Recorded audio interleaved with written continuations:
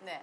이상 되시는 그런 분들의 그 말 제주꾼들과 함께 하겠습니다. 오늘의 주제는 뭡니까? 네. 이슈 토크. 네. 이슈 토크 오늘의 주제는요. SN 시대의 웃지 못할 풍경에 대해서 함께 토론해 볼게요. 이야, 그렇죠. 이제 뭐 미디어 시대에서 통신 시대에서 이제 뭐 뭐로 넘어간 거예요? 뭐라고 표현해야 됩니까? 이제 그 뭐라요? 그 모바일, 모바일, 뭐 유튜브, 밴드 아주, 문화. 뭐 이 바다보다 더 지금 뭐 범람해 있지 않습니까? 네. 자, 이럴 때 웃지 못할 풍경, 네. 이런 사연, 뭐 또 이거의 문제점 여러 가지 포괄적으로 한번 대화를 한번 나눠보시죠. 뭐 누가 먼저 폼을 열어주시겠습니까? 저 글자 석자 때문에 내 지금 망신당한 일이 한두 번이 아니야 정말. 그런 사례 많죠. 이 이제 좀 게을러서 그런지 모르겠지만은 이제 핸드폰 전화번호를 갖다 두 개를 이제 그 사모님 전화번호 네. 이제 내가 아시는 분 지인하고 이렇게 올려놨는데 네. 그게 어떻게 그 카톡에는 밑에 끼 이렇게 날아가는 경우가 있더라고. 그렇죠. 그래서 네. 막 이렇게 주고받았는데 아이고 재밌게 잘 봤으면 되는데 보니까 사모님이 깜짝 놀란 거야. 그래가지고 역직사게 모습 그 지인한테. 그래서 그런 사례들이 굉장히 네. 많다고 그래서 하시더라고요. 네. 진짜 저거 할 때 조심해야 돼. 맞아요. 아, SNS는 뭐 다 아시겠지만 뭐 소셜 네트워크 서비스라고 해서 우리가 주로 메신저 프로그램을 제일 많이 쓰죠. 네. 스마트폰에서.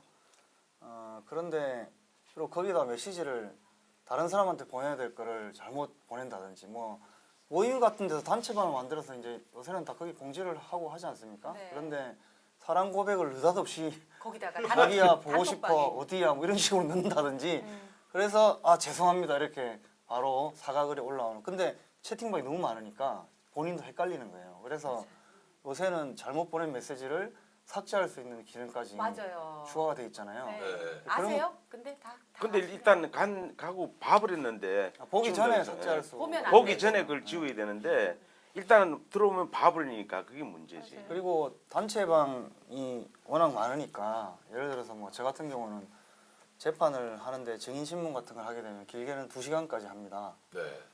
내지는 뭐 촬영을 할 때나 한 3-4시간 정도 스마트폰을 사용을 안 하면 알림이 거의 수백 가지가 와 있는, 맞아요. 수백 개가 와 있는 그런 경우도 있고. 그리고 전반적으로 너무 이 SNS를 통한 소통을 위주로 중시하다 보니까 사람 사이에 직접 만나서 얘기한다라든지 그런 사람 사이의 정서가 약간은 좀 메말라가는 측면도 없지 않아 있는 것 같아요. 단체 문자를 그냥 쫙 네. 뭐 결혼합니다 해가지고 청취자 찍어갖고 보내고 네, 입금 계좌는 어디로 해주세요? 어디로 해주세요 하고 그리고 또 뭐 부고도 그래놓고 안 왔어도 내가 거길 못 갔는데 찾아주셔서 감사합니다 하면서 문자로 난 안 갔는데도 못 갔는데 그런 것도 그러니까 너무 그 무성의하고 참 이게 그러니까 뭐이 문명이라는 게 우리 기계가 우리한테 그 편리한 장점도 있지만 그게 또 우리한테 너무 해로 부메랑으로 돌아오는 경우도 많이 있는 것 같아요. 네. 정말 삭막해지는 것 같아 인생이. 그리고 또 문제는 직접 얼굴 보면서 말을 할 수 없는 이야기들을 이런 SNS상에서, 물론 이것은 뭐 SNS뿐만 아니라 인터넷이 발달되면서 전반적으로 나온 행태긴 한데 뭐 타인에 대한 험담을 한다든지 욕을 한다든지 이런 것들이 또 SNS를 통하면 전파 가능성이 또 무한히 확장이 되기 때문에 그런 사회 문제에도 또 많이 발생이 되고 있는 것 같아요. 그리고 전달도 하잖아요. 이 사람이 이렇게 했어. 네. 나한테 속마음을 토로하는데 그걸 갖다가 이제 그 당사자한테 그대로 또 전달. 보내요. 전달하고 전달하고. 그렇죠.